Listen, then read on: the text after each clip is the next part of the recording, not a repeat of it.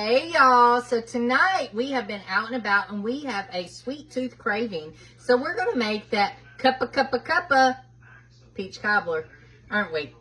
It's going to be so good. So she's going to be my little helper this evening. This is something that you get your kids in the kitchen with as well because this is so easy to make.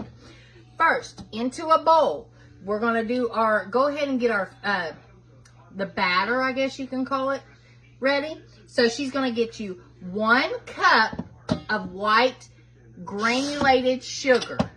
Pour it in. No. Good job. No. It's like snow. Okay.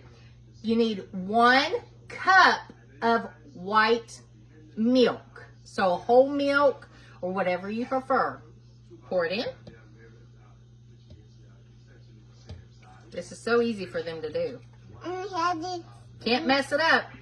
We did a walk today. Yeah, we went for a walk today. And then you're going to need 1 cup of self-rising flour. 1 cup. 1 cup. 1 cup. We got a This is 1 cup. 1 cup. Easy pour because it's got milk in it. And it'll splash on us. Pour it in.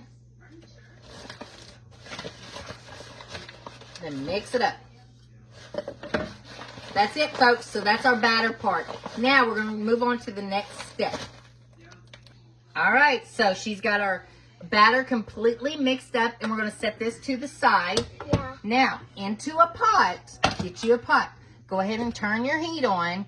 And get you 1 full can. This is a big can of peaches in the juice. And you want to pour that in? Be very careful because it's heavy. Pour it on in, girl. Whoa. Now these are the half peaches. And what I'm going to probably do is take a knife and kind of cut them up a little bit. Because I like a peach in every single bite. All right. So I'm going to take my knife and just kind of cut them up. Okay, so our peaches are all nice and cut up pretty small. You're going to take 1 stick. This is a salted one. You can take 1 stick of butter and put it in, and we're just going to let it warm up. 1 stick of butter. I'll let you put this one in, and then you can stir it around. Stir it around up. Ooh, look at that butter. Want to put it in? Yeah. Oh, it's slippery. She's going to have to wash her hands now. All right, y'all. So I'm going to go ahead and let her go on. She's going to she wants to go over there and eat her a little banana. So we're going to let her go and eat her this. Well, we're going to let this heat up, and then we'll come right back. You want to tell them bye? Bye. Since you're not going to be here? Bye, y'all. Tell her bye. Bye. Okay, so we're getting our peaches all warmed up. Now, let me go ahead and say this as well. If you would like, optional, to put a splash of vanilla into your mixture, you are more than welcome at this point to go ahead and do so because that'll be a good little flavor, or cinnamon or anything that you would like. We even bought some ice cream because that's how my husband wants to eat this, with a big old dollop of ice cream over the top. So I'm just letting this butter completely melt into here and kind of get all these peaches all nice and warm, and we'll show you the next step. But go ahead and also preheat your oven to 350 degrees. Now, this is also optional if you would like to kind of get a little bit of more of a smaller consistency of your peaches in every bite. You can take you a potato masher and kind of just easy mash some of them. You don't want all of them because you want the chunks, but just some of them. All right, so our peaches have come to a little bit of a boil. I went ahead and turned that off. Just like that. Now, a lot of people will say that they like to put their sugar inside with the peaches and go ahead and get that, crystallization, melted through. You can do that if you like, but I just follow the cup and just do it this way. So what I'm going to do is take my batter, and I have about an 8 by 11 pan. It might go over. We're just going to see. It is going to puff up because we do have self-rising flour in there. So get you a buttered pan. Go ahead and pour that batter completely in, every bit of it. All right, so we have all the batter into our pan, into our dish.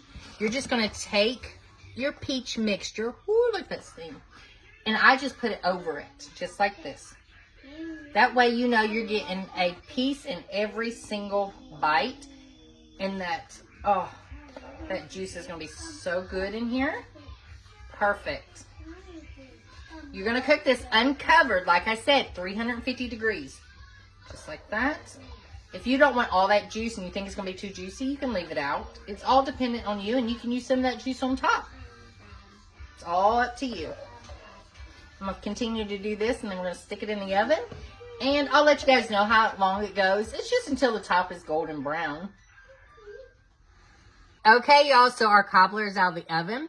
It's nice and golden on top. You guys are just going to have to play with the time on yours. But this is what I do. As after it comes out of the oven, I take a little bit more of the white granulated sugar. You don't have to do this part. And I just kind of barely sprinkle just right on top, just to give it a little extra touch of sweetness. And it gives it that little bitty crust right there. Perfect. Let's get us some out and give it a try. Okay, let's dip us out a little piece. Oh my goodness. It smells so good in my house right now.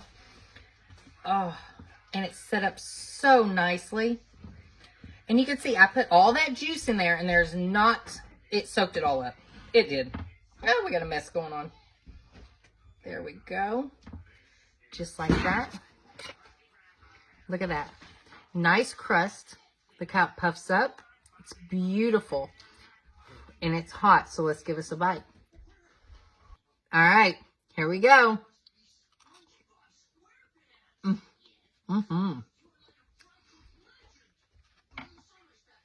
This is a fantastic cobbler. Can't go wrong. So simple. There should be no questions asked on this one. This is just plain and simple. It gets no better than this. This cobbler can be, you know, you can add, like I said, cinnamon to it, vanilla to it, a big old dollop of ice cream on it, drizzle with caramel, whatever you're wanting to do that. But it's just great as is. Some recipes don't need much change at all. And this is one of them. This is a fantastic recipe. Try this. Let me know what you guys think. Until next time, y'all. Bye.